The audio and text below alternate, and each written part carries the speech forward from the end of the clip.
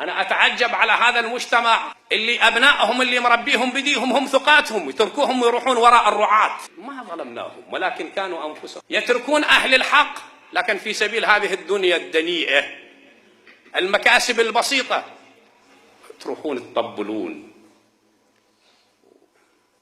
وتضعون تلك الأصوات وتزرعونها للحرامية في البلاد.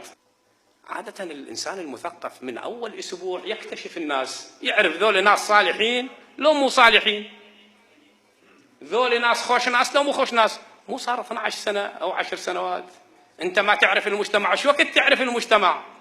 مو شو وقت إن شاء الله تقعد وتفكر وتهيئ المستقبل أطفالك فشيء يجدونه من بعدك. شو وقت؟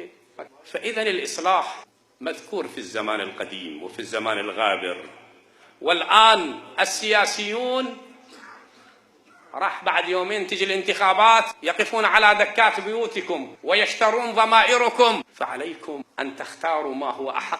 وإذا اخترتم من هؤلاء الأحزاب الموجودة الآن الممثلة في البرلمان فقد خنتم الله ورسوله، خنتم الله ورسوله، خنتم الله ورسوله، خنتم الله ورسوله، خنتم الله ورسوله. 450 مليار سرق